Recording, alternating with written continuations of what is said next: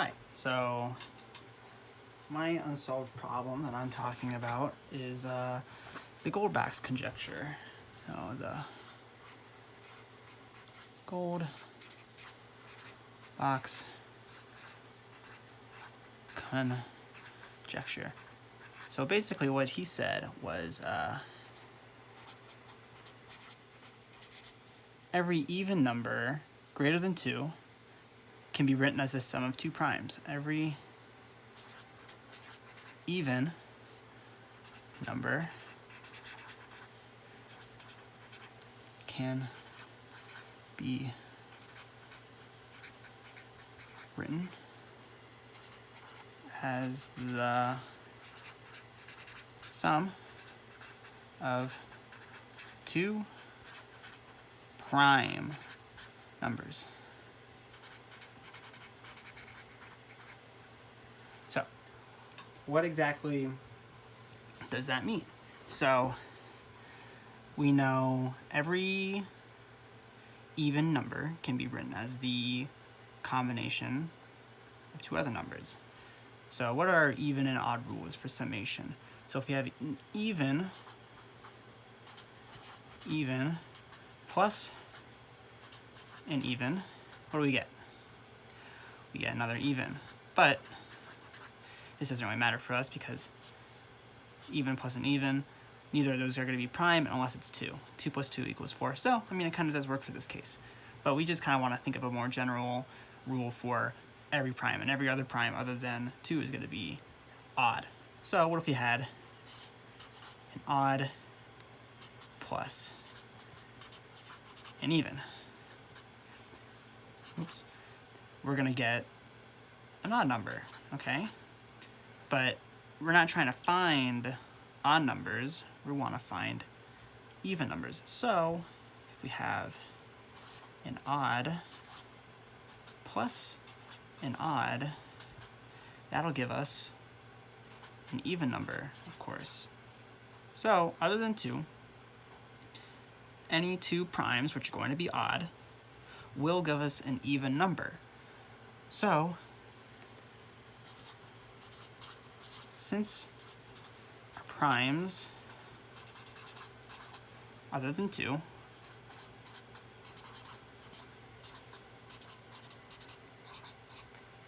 are odd, then a prime plus a prime will be an even number. Okay, so what the conjecture is saying and asking is, can every single even number other than 2 be written as a prime plus a prime? It could be the same prime, it could be two different primes, but will two primes make every even number? So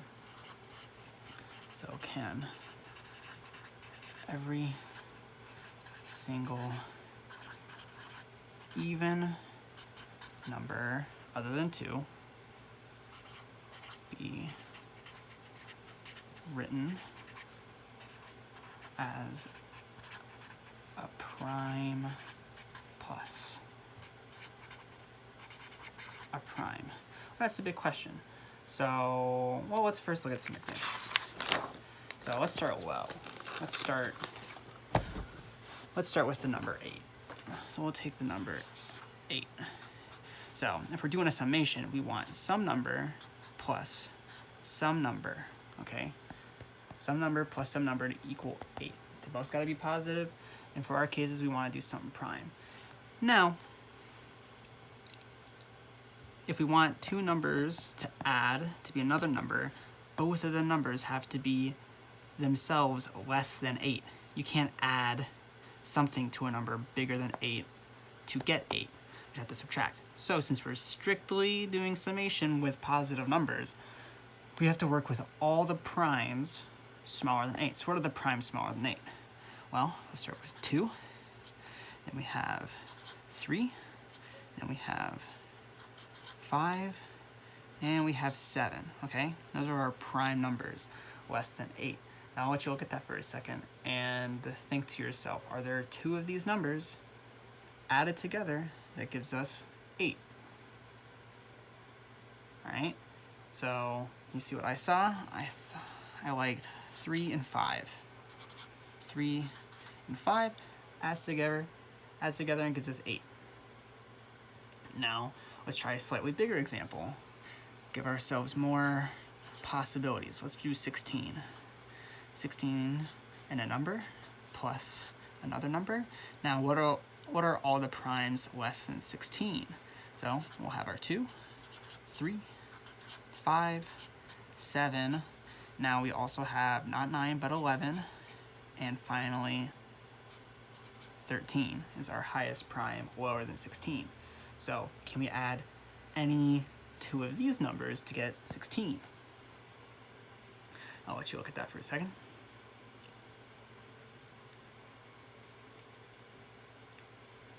Okay, so what I couldn't do anything with 2. I started with the number 2. So can I add 2 to any of these to get 16? Well, no. None of these smaller numbers are going to work, so we just go straight to our highest number. Our smallest number plus our highest number is only 15, less than 16. So I moved to 3. 3 plus 5 doesn't work. 3 plus 7 doesn't work. 3 plus 11. We got 14. We're close. 3 plus 13. Bingo, we got 16. Now, we have our number. But was that it? Some of y'all might have found something else. In fact, we have 2 answers for 16. So, I did 3 and I did 2. I'll go to 5. 5 plus 7. Well, that doesn't give it us. But 5 plus 11. Now there we go. 5 plus 11 is also equal to 16. So this one had 2 cases. Now it will be the case that if I try any even number, turns out somebody has found 2 primes that add up to that. Now a cool way to visualize this is, well, I'm not going to draw it out right now. I already drew it for you. So this is just a short representation of this phenomenon. So I drew one line going this way, one line going this way, made myself a little pyramid or a triangle. Now I started with this prime, 2, and then the next one, 3, skipped 4, 5, skipped 6, 7, 8, 9, 10, 11, 12, 13. Same thing over here. Now, at each one of these primes, I'm going to draw a parallel line. Parallel line, parallel line. Same thing with this side. Now, I can see that wherever they meet, I'll get a number. 2 plus 2 is 4. There's our first even number higher than 2. So we found a 4, okay? Now we have to find a 6. Well, 3 plus 3, 6. Our next highest one is 8. Now, turns out we can do the 3 plus the 5, 8. Now, next even number, 10. Well, look at this, we got 2 that we can do for 10. 3 plus 7 is 10. But also, of course, 5 plus 5 is 10. Next, 12, 7 plus 5, and then 14. Well, here we have 2 more.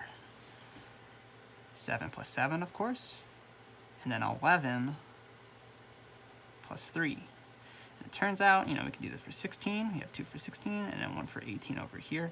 Turns out that this triangle, we could do it for so many more primes to do this method of finding another even. And so far, no one has been able to find one that isn't. These numbers go up into hundreds of millions, and just so far, no one has been able to disprove it. But no one's also been able to find a proof saying that it will definitively work for every single number.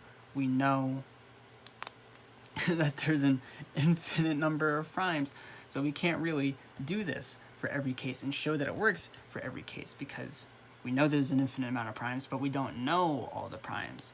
So we won't be able to fact check every single case to see what they all add up to.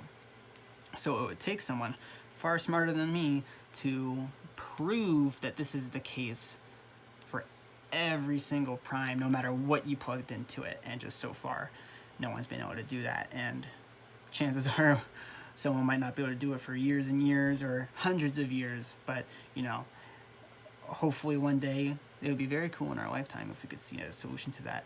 Whenever these unsolvable problems do get solved, it causes quite a stir in the math community. But chances are it might not happen, but if it does, that'd be extremely exciting. So this is just one way to think of the, where is it, the Goldbach conjecture. All right, thank you.